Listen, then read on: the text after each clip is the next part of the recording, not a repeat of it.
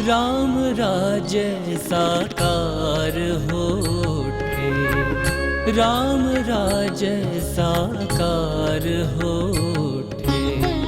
कलयुग सतयुग बन जाए, राम राज्य साकार होठे।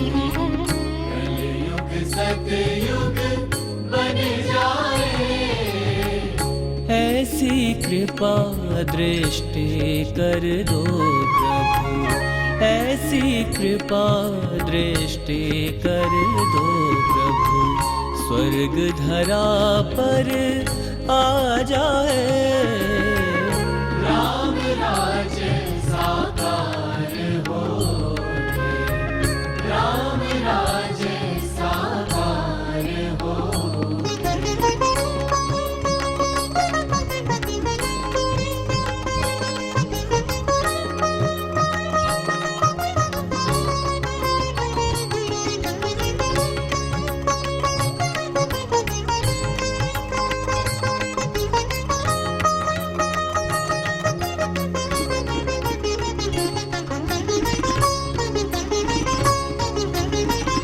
जनमानस में ज्ञान सूर्य का फैले ऐसा उजियारा। जनमानस में ज्ञान सूर्य का फैले ऐसा उजियारा। विकसित हो विश्वास सरों में, श्रद्धा सुमनों की माला। विकसित हो विश्वास सरों में, श्रद्धा सुमनों की माला। दैहिक दैविक भवतापों से, दैहिक दैविक भवतापों से सब मानव मुक्ति पाए। राम राज्य साकार होठे। राम राज्य साकार होठे।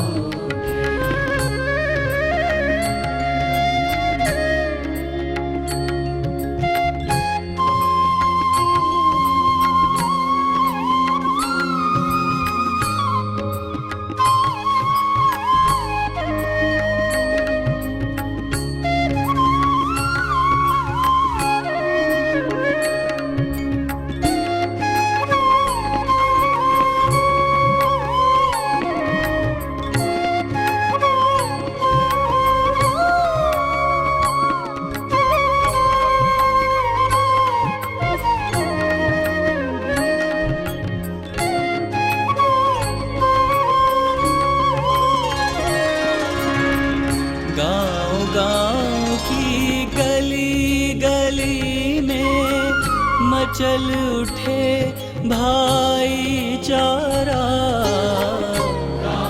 गाँव की गली गली में मचल उठे भाईचारा। नगर नगर की डगर डगर में गूंजे एकता का नारा। नगर नगर की डगर डगर में गूंजे एकता का नारा। उमड़ घुमड़ बादल शांति का, उमड़ घुमड़ बादल शांति का नभ मंडल में छा जाए। राम राज्य साकार होठे। राम राज्य साकार होठे।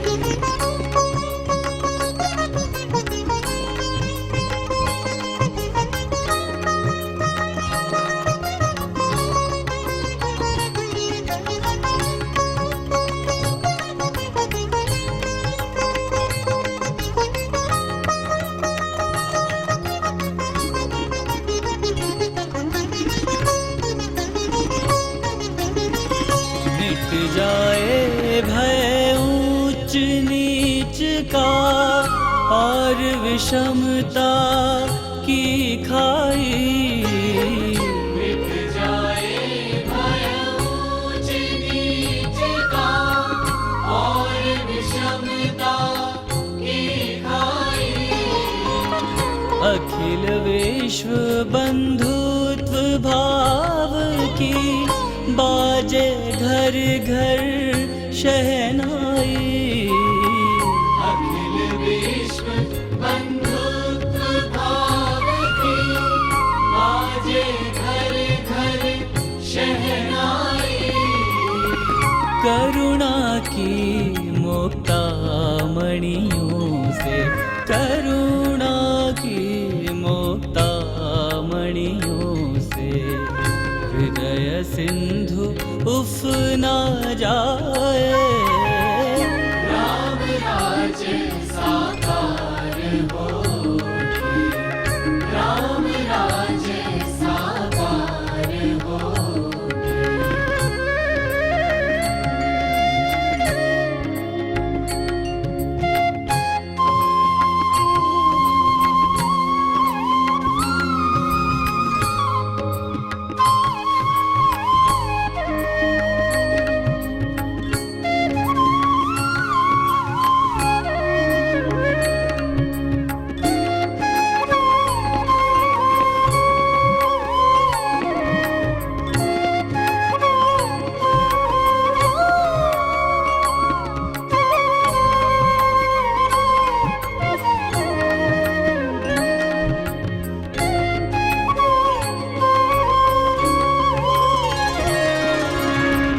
सत्संगति समीर की शीतल मंद चल उठे पुरवाई।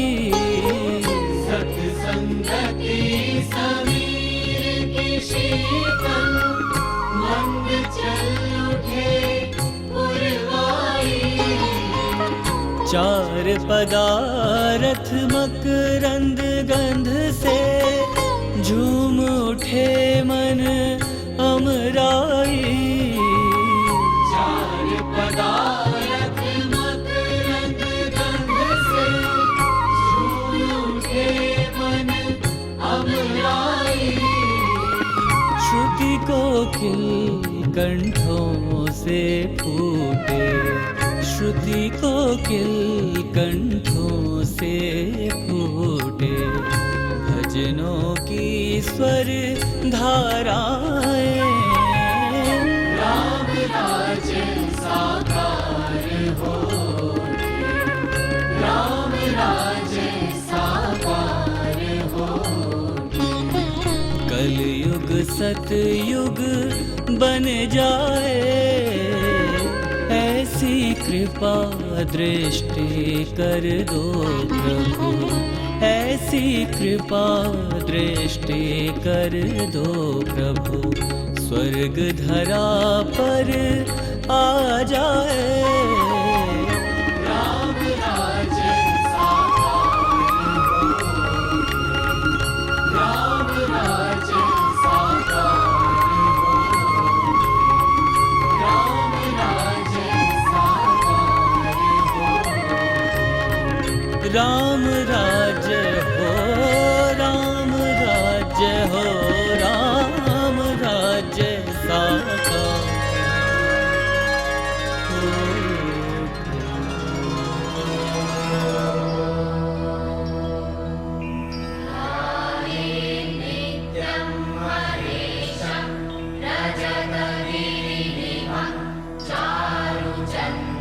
चारुचन्द्रावतंसं रत्नाकल्पोज्ज्वलां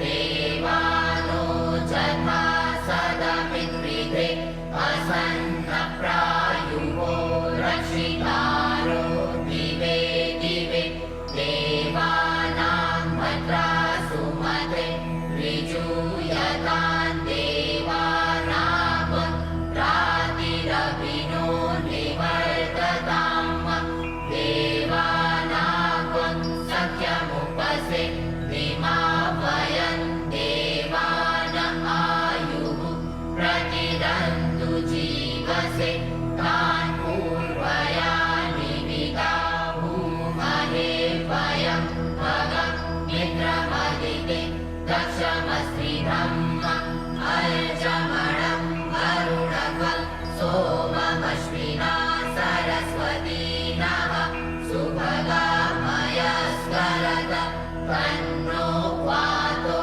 वयो भुवादु वेगजन् तन्माता पृथिवी तत्पिता द्यौः तत्रावणः सोमसुतो मयो भुवस्तदश्विना शृणुतन् कृष्ण्याजुवम् तमीशानं जगतस्तस्थुपस्पतिं प्रियं जीवमवसे भूमहे वयं मुखानो जथा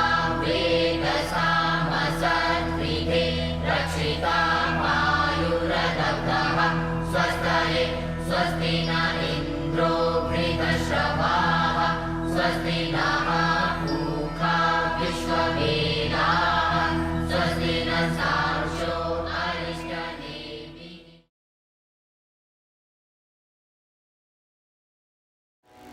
बोलिए परम पूजनीय परम श्रद्धेय गुरुदेव सर्व श्री आशुतोष महाराज जी की जय। श्री कृष्ण बलदेव की जय सियावर रामचंद्र महाराज जी की जय सच्चे दरबार की जय। एक बार पुनः हम अपनी और आप सभी की ओर से मंच पर अध्यासीन परम पूजनीय परम श्रद्धेय गुरुदेव सर्व श्री आशुतोष महाराज जी की शिष्या महामनस्विनी भागवत भास्कर भागवताचार्य कथा व्यास सात्वी सुश्री आस्था भारती जी का हार्दिक स्वागत करते हैं, हार्दिक अभिनंदन करते हैं। सज्जनों, गत दिवस हमने साध्वी जी के माध्यम से एक बहुत ही क्रांतिकारी प्रसंग श्रवण किया, कंसवध प्रसंग। कंसवध यानी असत्य पर सत्य की विजय, अधर्म पर धर्म की विजय, बुराई पर अच्छाई की विजय और अज्ञानता पर ज्ञान की विजय। भगवान श्री कृष्ण ने अपने प्राकट्य का जो बुलंद उद्घोष किया था, विनाशाय च दुष्कृताम, उसको पूर्ण भी कर दिखाया। परंतु सज्जनों, द्वापर युग में तो केवल मात्र एक कंस था जिसका प्रभु श्री कृष्ण ने वध कर दिया, परंतु आज इस कली काल में तो प्रत्येक व्यक्ति कंस की भूमिका को बड़ी ही सहजता से निभाता चला जा रहा है। हर व्यक्ति का मन काम, क्रोध, लोभ, मोह, अहंकार जैसे दुर्विकारों और दुर्विचारों से भरा हुआ है, उसकी अग्नि में धधक रहा है। ऐसे में क्या किया जाए, क्या उपचार है? सज्जनों, प्लेटो कहते हैं, वो अपनी बुक द रिपब्लिक में एक बहुत सुंदर एनालॉजी लिखते हैं। वो कहते हैं कि मान लीजिए समुद्र में एक बड़ा सा जहाज कहीं जा रहा है, तैर कर जा रहा है, और उस जहाज का जो कैप्टन है वह एक शराबी व्यक्ति है। यानी एक शराबी व्यक्ति के हाथ में उस पूरे जहाज की बागडोर है, उसने संभाली हुई है। अब उस शराबी व्यक्ति के कुछ अविश्वसनीय सलाहकार भी हैं जिन्होंने उसे बहला फुसलाकर सारे के सारे जहाज की बागडोर अपने हाथ में ले ली है। ऐसे में नेविगेटर, नियंत्रणकर्ता, वही एकमात्र शख्सियत बचती है जो उस जहाज को उसके डेस्टिनेशन पोर्ट तक, उसके गंतव्य तक पहुंचा सकती है। But unfortunately he is forsaken, उसे भुला दिया गया है, उसे कोई याद नहीं कर रहा। प्लेटो कहते हैं कि अब आप ही सोचिए ऐसे में उस जहाज की हालत क्या होगी। क्या वो कभी भी अपने डेस्टिनेशन तक, अपने गंतव्य तक पहुंच पाएगा? नहीं, वह कभी अपने गंतव्य तक नहीं पहुंच पाएगा। बीच में ही लड़खड़ा जाएगा, सागर के बीच में ही गोते खाता रहेगा। बिल्कुल यही स्थिति आज हमारी भी है। हमारा यह शरीर भी उस जहाज की मानंद है जो इस संसार रूपी सागर में गोते खा रहा है। और वह शराबी व्यक्ति है हमारा मन। हमारा मन हमारे अस्तित्व का कैप्टन बनकर बैठा है। वह जो चाहता है हम वही करते हैं। वह जैसा कहता है हम उसी दिशा में जाते हैं। वह जो दिखाना चाहता है, जो सुनाना चाहता है, हम वही देखते हैं, हम वही सुनते हैं। और इस मन के भी कुछ अविश्वसनीय सलाहकार हैं, और वह है हमारी सेंस ऑर्गन्स, हमारी इंद्रियां। सज्जनों, ऐसे में नियंत्रण करता हमारी वह आत्मा ही एकमात्र शख्सियत है जो हमें हमारे गंतव्य तक, हमारे डेस्टिनेशन तक पहुंचा सकती है। Plato says, the only way this body, this ship, can reach to its destination port, that is towards God, only and only when the Atma takes up the charge. जब हमारी आत्मा हमारे मन पर, हमारे अस्तित्व पर पूरा कंट्रोल स्थापित कर लेगी, पूरा शासन स्थापित कर लेगी, तब ही हम उस ईश्वर तक पहुंच सकते हैं, अपने गंतव्य तक पहुंच सकते हैं। परंतु उसके लिए भी एक शर्त है। क्या शर्त? शर्त यह है कि उसके लिए हमारी आत्मा को जागृत होना होगा, हमारी आत्मा को प्रकाशित होना होगा। तभी तो हमारे संतों महापुरुषों ने सदैव ये ऋचाई गाई, हमारे ऋषि महर्षियों ने बुलंद उद्घोष किया, तमसो मां ज्योतिर्गमय, हे प्रभु हमें अंधकार से प्रकाश की ओर ले चलो। महात्मा बुद्ध, उन्होंने अपने अंतिम समय में जाते जाते भी अपने शिष्यों को आखिरी उपदेश यही दिया था, आपा दीपो भवा, let the light of your consciousness enlighten your path.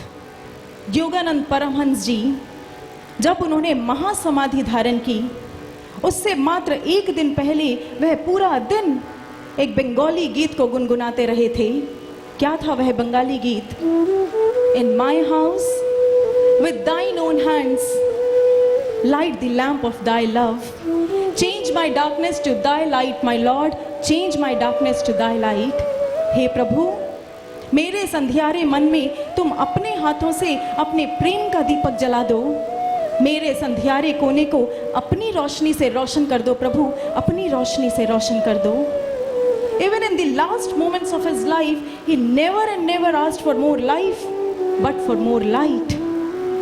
आखिरी क्षणों में भी वह ईश्वर के सामने अपनी आत्मा को प्रकाशित होने के लिए प्रार्थना करते रहे, ईश्वर के सामने अपनी आत्मा को जागृत करने के लिए गुहार करते रहे, क्योंकि वह जानते थे कि जब हमारी आत्मा जागृत होगी, जब हमारी आत्मा प्रकाशित होगी, तब ही हमारे भीतर बैठे हुए कंस रूपी दुर्विकार, कंस रूपी दुर्विचार खत्म हो पाएंगे, नष्ट हो पाएंगे, उनका मूल से खात्मा हो पाएगा। और सज्जनों, वह होगा वास्तविक कंसवध, बाहरी नहीं बल्कि भीतरी कंसवध। इसलिए सज्जनों, सबसे पहले आवश्यकता है अपनी आत्मा को जागृत करने की, उस ब्रह्म ज्ञान को प्राप्त करने की। तभी हम इस कली काल में भी द्वापर सरीखे आनंद को उठा सकते हैं, द्वापर सरीखे सुख और शांति को भोग सकते हैं, हम अपने जीवन को आनंदमय बना सकते हैं। तो आइए ऐसे ही प्रभु के सामने प्रार्थना और कामना करते हुए आज के कथा प्रसंग का शुभ आरंभ करते हैं, और उसके लिए आग्रह करते हैं मंच पर अध्यासीन परम पूजनीय, परम श्रद्धेय गुरुदेव सर्वश्री आशुतोष महाराज जी की शिष्या, भागवत भास्कर भागवताचार्य महामनस्विनी साध्वी सुश्री आस्था भारती जी से कि वह आज के कथा प्रसंग का शुभ आरंभ करें। तो बोलिए सियावर रामचंद्र महाराज जी की, श्री कृष्ण बलदेव की, सच्चे दरबार की।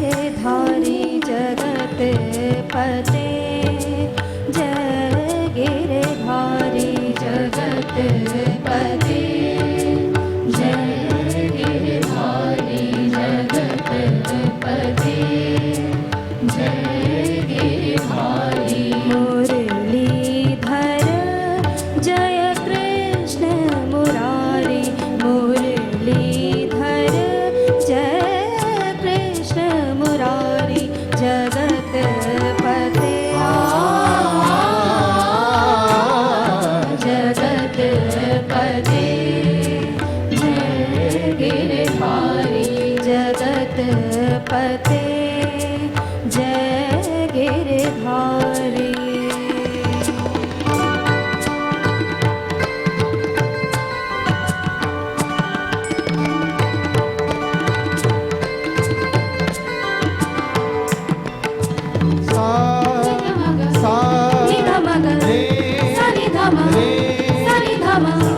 पनि धम गरे निधम गरे धम गरे सा गरे सनि हरि रे सारे गा पा गोवर्धन गिरि धर गोविंद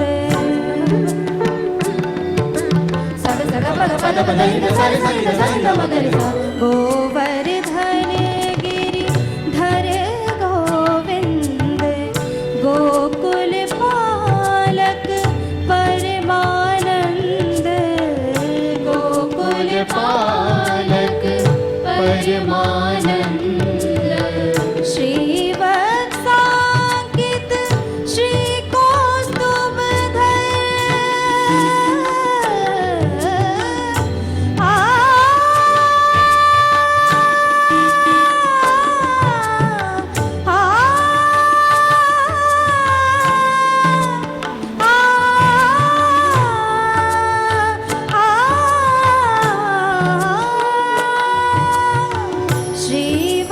श्रीवत्सांकित श्री कौस्तुभधर वत्सान्वित श्री कौस्तुभधर भावक भया हर मुरली रवकारी जगतपते जय गिरधारी जगतपते जय गिरधारी मुरलीधर जय कृष्ण मुरारी मुरलीधर जय कृष्ण मुरारी जगतपते जय गिरधारी जगतपते जय गिरधारी जगतपते जगतपते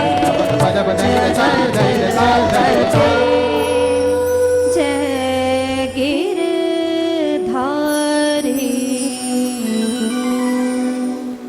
मूकं करोति वाचालं पंगुं लंघयते गिरिं यत्कृपातम् अहं वन्दे परमानंद माधवम परमानंद माधवम परमानंद माधवम।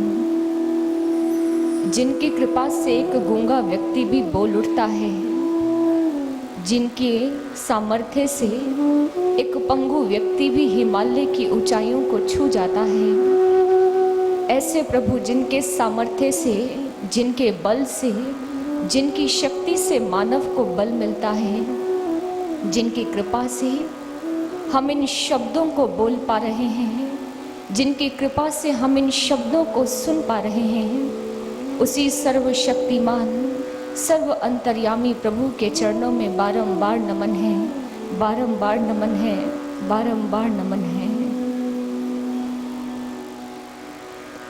बोलिए जगत गुरु भगवान श्री कृष्ण की जय श्री वृंदावन बिहारी लाल की जय स्यावर रामचंद्र महाराज जी की जय परम पूजनीय परम वंदनीय सद्गुरु आशुतोष महाराज जी की जय सच्चे दरबार की जय। संत रबिया बहुत सुंदर कहती है, हे मेरे भगवान, यदि मैं इस भय से भक्ति करती हूँ कि मैं नरकों की अग्नि में ना चली जाऊं, तो तो मैं तुझसे आग्रह करती हूँ कि मुझे नरकों की अग्नि में झोंक देना। अगर मेरे मन में स्वर्ग को पाने का सुख है और इसलिए मैं भक्ति करती हूँ, तो प्रभु मुझे कभी स्वर्ग का सुख मत देना। लेकिन यदि मैं आपको पाने के लिए भक्ति करती हूँ, यदि मेरी चाहत केवल आपको पाने की है, तो हे भगवान, मैं आपसे विनती करती हूँ, प्रार्थना करती हूँ कि मुझे अपनी भक्ति देना, मुझे अपना दर्शन देना। कहते हैं कि संत रबिया ध्यान में बैठी थी, तभी संत हसन आते हैं और आकर कहते हैं, रबिया अरे क्या आंखें बंद कर बैठी है, जरा बाहर आकर देख तो सही, प्रकृति कितनी सुंदर है।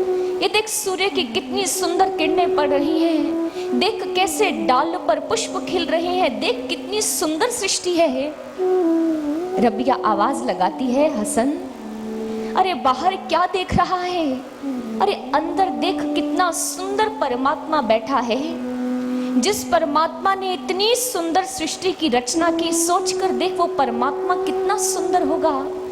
अरे मैं तो केवल उस ईश्वर को देखने की इच्छुक हूँ और हर क्षण मैं केवल उस परमात्मा को ही देखना चाहती हूँ, बाहर की सृष्टि को नहीं। सज्जनों, ये भाव होते हैं एक भक्त के, जिसके मन में किसी को पाने की अभिलाषा नहीं, जिसे संसार नहीं चाहिए, उसे केवल करतार चाहिए। वो संसार की इन भौतिक वस्तुओं को नहीं देखना चाहता, वो केवल अपने प्रभु का दर्शन करना चाहता है। ऐसे ही भाव थे वृंदावन के गोप ग्वालों के, गोपियों के, जो आज प्रभु को विदा दे चुके हैं और हमारे प्रभु मथुरा जा पहुंचे हैं। कंस का वध किया और उग्रसेन को राज्य सौंप दिया।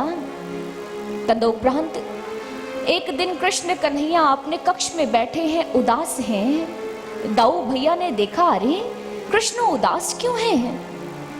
कृष्ण से जाकर पूछ बैठे, अरे कन्हैया क्या हुआ है, क्यों इतना उदास है? कन्हैया ने कहा, दाऊ आप तो जानते ही हैं मैंने किस तरह बहाने से गोप ग्वालों को यहाँ से भेजा है। अभी कुछ ही क्षणों में देखना बाबा आएंगे और आकर मुझसे कहेंगे, कन्हैया चल वृंदावन वापस चल। तब मैं बाबा से कैसे कहूंगा, बाबा कि मैं अब वृंदावन नहीं जाऊंगा, अब मैं यही मथुरा में रहूंगा।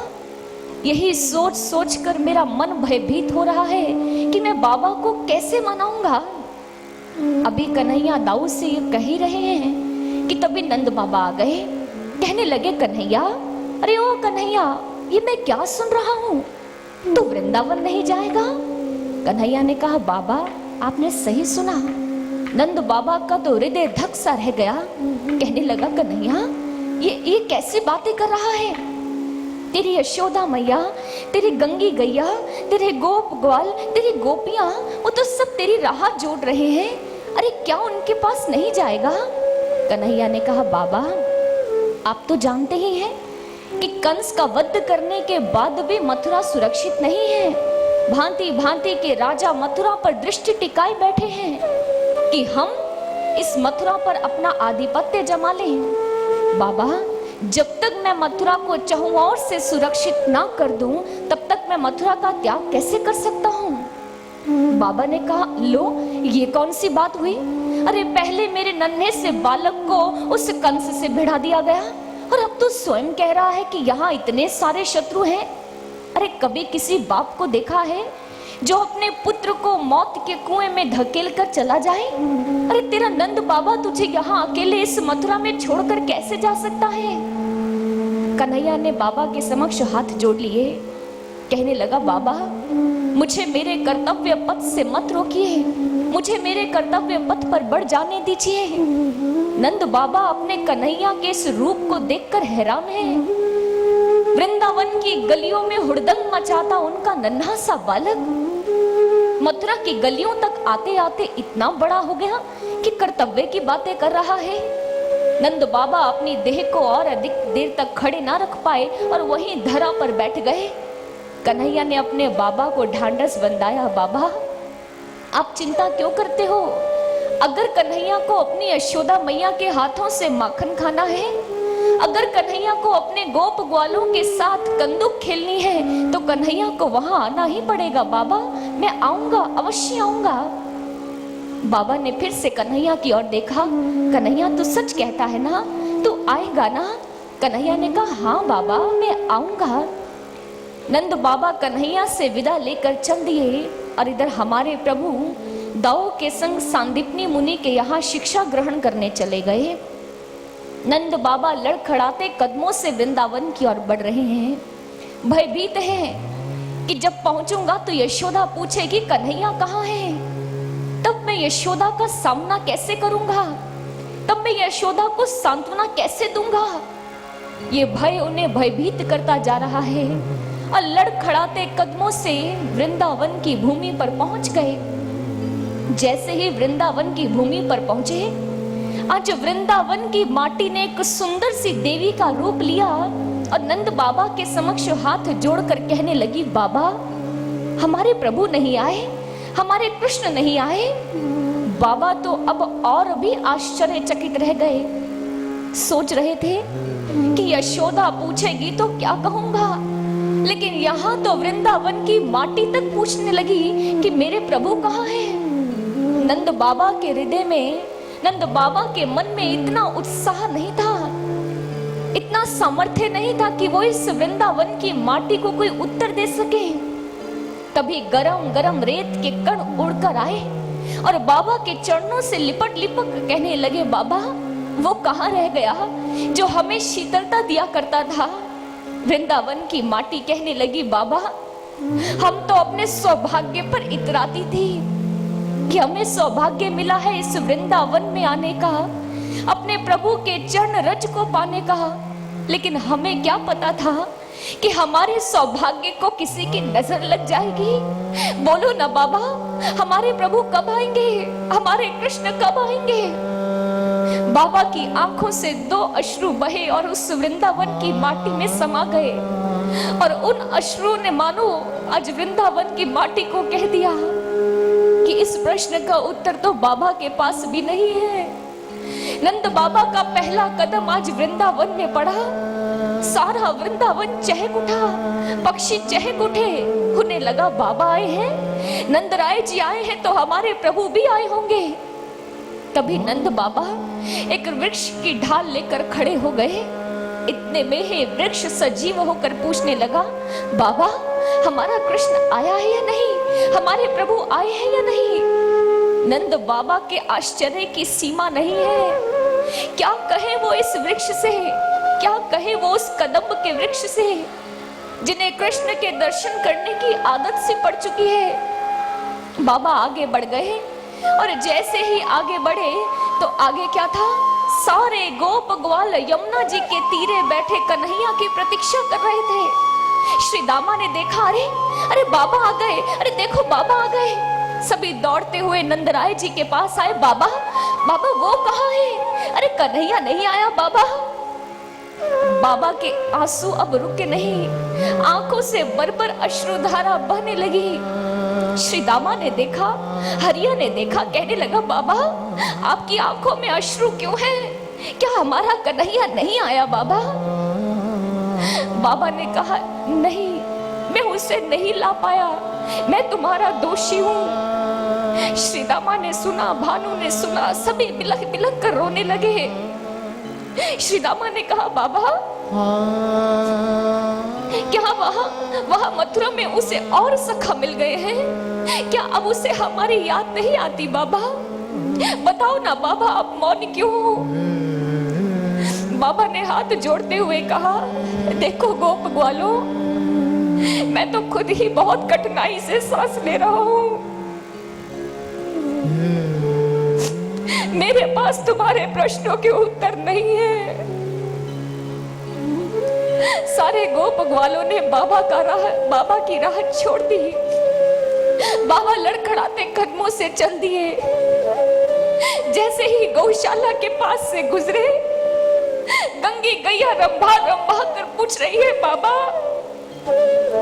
उसे कहाँ छोड़ा है, जो हमारा जीवन का आधार है बाबा वो कहाँ रह गया। बाबा गंगी गैया के पास जा ही नहीं पाए। शीघ्र जाकर आंगन में बैठ गए।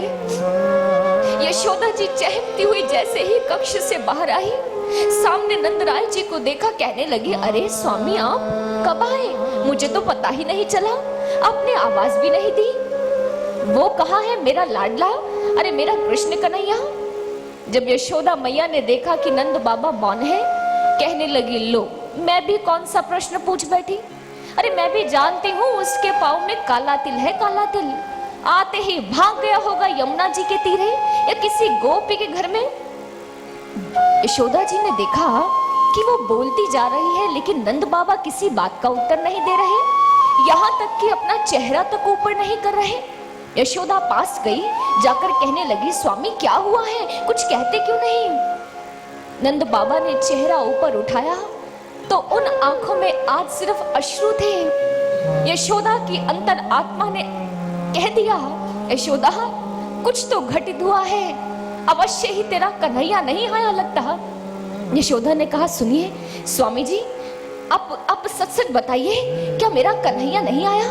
मेरा कन्हैया कहाँ है? आप कुछ बताते क्यों नहीं? यशोदा का हाथ थाम लिया नंद बाबा ने, उसे अपने सामने बैठाया, कहने लगे, यशोदा मैं नंद तुझसे क्षमा मांगता हूँ। यशोदा ने कहा, क्षमा क्यों मांग रहे हैं? अरे बताइए ना क्या हुआ? नंद बाबा ने कहा, मैं तेरे कन्हैया को नहीं ला पाया यशोदा, मैं तेरे कन्हैया को नहीं ला पाया। यशोदा ने इतना सुना था, कहने लगी, मैं तो आपसे पहले ही कह रही थी, अरे मथुरा की नारियां जादूगरनियां है, जादूगरनियां।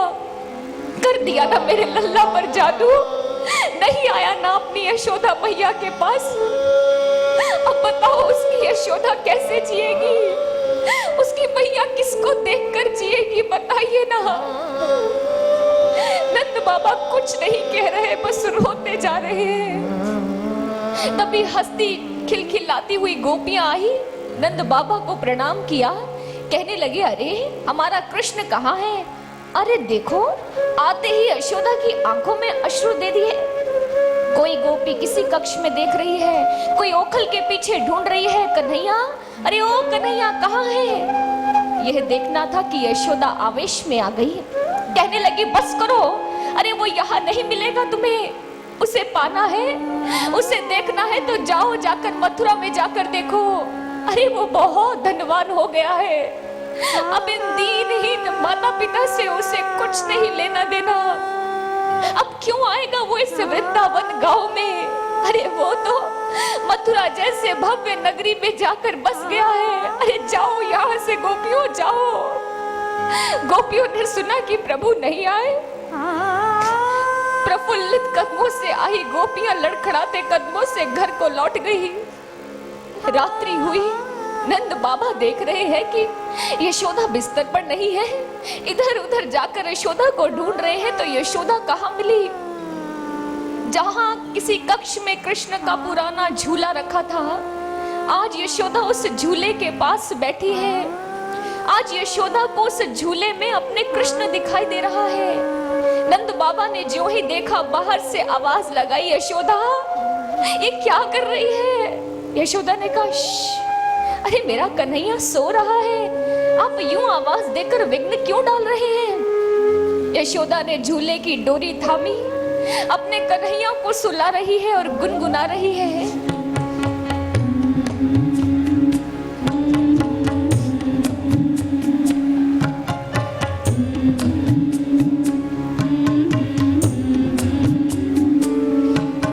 सो जा रे सो जा कान्हा तू, सो जाओ मेरे लाल। सो जा रे सो जा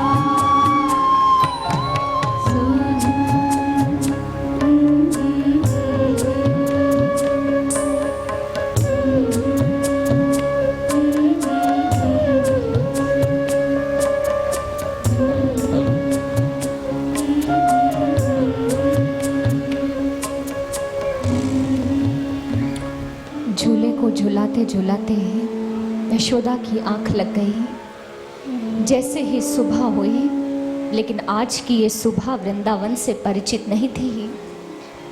पक्षी अपने घोंसलों को छोड़कर नहीं निकले, वृंदावन वासी अपने घरों से बाहर नहीं आए, क्योंकि बाहर आकर करेंगे भी क्या, किसको देखेंगे। अब तो यशोदा का लल्ला भी नहीं है जिसे देखने के लिए दौड़ी चली जाती थी। जैसे ही यशोदा जी की नींद खुली, दौड़ती हुई बाहर की ओर भागी। अरे ओ कन्हैया, अरे ओ कन्हैया। नंद बाबा ने आवाज दी, यशोदा, अरे ओ यशोदा, अरे अब इस बात पर विश्वास कर ले कि हमारा कन्हैया यहाँ नहीं है, लेकिन वो कहता है कि मैं शीघ्र आऊंगा, मैं जल्दी आऊंगा। यशोदा मैया बिखरे केश, आंखों में अश्रु, आज अपने कन्हैया के साथ जो जो लीलाएं की, आज उन सभी लीलाओं का स्मरण करती हुई स्वयं को एक पाश में लेकर ओखल से बांधने लगी और कन्हैया से कह रही है, कन्हैया देख देख, तेरी यशोदा मैया स्वयं को दंड दे रही है। तुझे ओखल से बांधा था ना, आज मैं स्वयं को ओखल से बांध रही हूँ। देख तू लौटा, वापस लौटा, मैं तुझे चंदा भी ला दूंगी, तू जो कहेगा मैं तुझे ला दूंगी। बस एक बार अपनी यशोदा मैया के पास वापस लौटा। देख, ये सारे जो वृंदावन वाले कहते थे ना कि तू यशोदा का पुत्र नहीं है, मैं सच्ची कहती हूँ, सच्ची कहती हूँ कन्हैया, मैं ही तेरी मैया हूँ, मैं ही तेरी मैया हूँ। अरे मैंने तुझे स्वयं अपने हाथों में खिलाया है, तुझे चलना सिखाया है, मैं ही तेरी मैया हूँ कन्हैया। लौटा अपनी यशोदा मैया के पास। मैया बिलखती रही, रोती रही, और उधर गोपियां मास दर मास बीतते चले गए, लेकिन गोपियां, उन्हें तो लग रहा है कि ये जीवन नहीं, ये तो साक्षात मृत्यु है। अरे कैसे हमने अपने प्राणों को बचा कर रखा है, ये केवल हम ही जानती हैं। हर क्षण अपने प्रभु से प्रार्थना करती, प्रभु लौट आइए, प्रभु शीघ्र कीजिए, इससे पहले ये प्राण पखेरु उड़ जाए। आकर अपने गोपियों को दर्शन दीजिए, प्रभु दर्शन दीजिए। एक सुबह तो बहुत विचित्र दृश्य हुआ। एक गोपी अपने घर में बहुत साज श्रृंगार कर रही है, बड़ी चहक रही है। सारी गोपियां उसके घर गई, कहने लगी, अरे ओ सुनंदा, क्या हो गया है, ये क्या कर रही है, अरे कौन सा उत्सव मना रही है। गोपी कहने लगी, अरे तुम नहीं जानती, आज सुबह सुबह ब्रह्म मुहूर्त के समय एक काग आकर मेरी मुंडेर पर बोलने लगा, काऊ काऊ करने लगा। मैंने देखा, अरे ये भी मेरे श्याम की तरह काला है, मैंने उसे उड़ा दिया। लेकिन कुछ देर बीती, वो फिर से आकर बैठ गया, फिर से काऊ काऊ कर मुझे किसी के आने की सूचना देने लगा। बस सखियों, मैं तो समझ गई कि हो ना हो हमारे प्रभु लौटने वाले हैं, हो ना हो हमारे कृष्ण आने वाले हैं। अरे चलो चलो, चलकर तैयारी करो, कुछ श्रृंगार करो, कन्हैया तुम्हें इस रूप में देखेंगे तो उन्हें बुरा लगेगा। सारी गोपियों ने जब यह सुना तो उन्हें भी ऐसा लगा कि सच में हमारे प्रभु आने वाले हैं। सभी श्रृंगार कर यमुना जी के तीरे जाकर बैठ गई। सुबह से दोपहर हुई, दोपहर से सांझ ढलने को आ गई, लेकिन कृष्ण नहीं आए। सभी गोपियों ने उस सुनंदा गोपी से कहा, चल सखी चल, उस शाम की तरह आज ये काग भी तेरे साथ छल करके चला गया, वो नहीं आएगा। वो गोपी तो वही धरा पर गिर गई, कहने लगी, नहीं सखियों नहीं, अब कृष्ण के बिना नहीं जी पाऊंगी, नहीं जी पाऊंगी।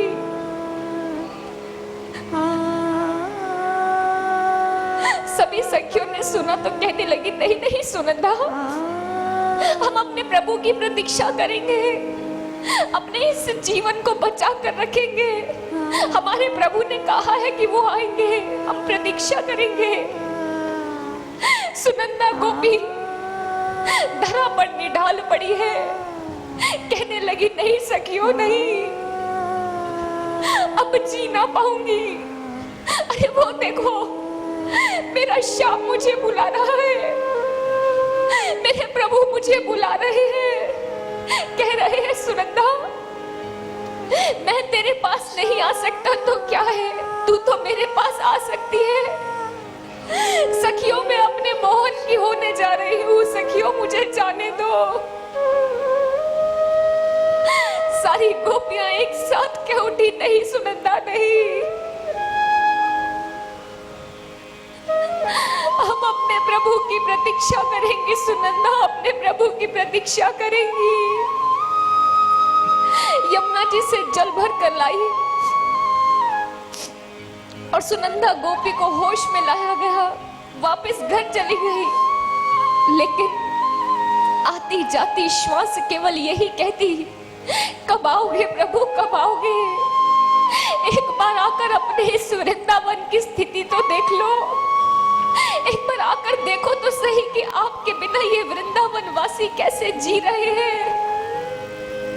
नहीं प्रभु नहीं, जी नहीं रहे, बस अपने जीवन को ढो रहे हैं। ये प्राण पक्षी तो कब से इस देह को छोड़कर उड़ जाना चाहता है, लेकिन आपका वचन है इसलिए हम प्रतीक्षा कर रहे हैं। प्रभु जल्दी आइए, शीघ्र कीजिए। उधर भगवान श्री कृष्ण जो गुरुकुल में शिक्षा प्राप्त कर रहे हैं, उनकी आंखों में भी अश्रु है। आश्रम में बंधी गैया के पास गए, जाकर उसके मस्तक पर कृपा हस्त रखा, कहने लगे तू जानती है मेरे वृंदावन में भी एक गंगी गैया है, मुझसे अपार स्नेह करती है। मैं उसे रोता बिलखता छोड़कर आ गया। मेरी यशोदा मैया कैसे मुझे याद कर रही होगी, मेरी गोपियां कैसे भाव विह्वल हो रही होंगी। कन्हैया की आंखों में भी अश्रु, पूरी रात वह भी रुदन करते रहे। शिक्षा समाप्त करने के बाद गुरुकुल से वापस राजमहल लौटे और जैसे ही राजमहल में प्रवेश किया, सामने से रोहिणी मैया आती नजर आ गई। कन्हैया दौड़ते हुए गए, जाकर रोहिणी मैया से पूछा, माँ मेरे वृंदावन वाले कैसे हैं? मेरी यशोदा मैया, मेरे नंद बाबा कैसे हैं? मुझे याद करते हैं? फिर रोहिणी जी कहने लगी, याद? अरे कौन सा ऐसा पल है जब वो तुझे भूले हो?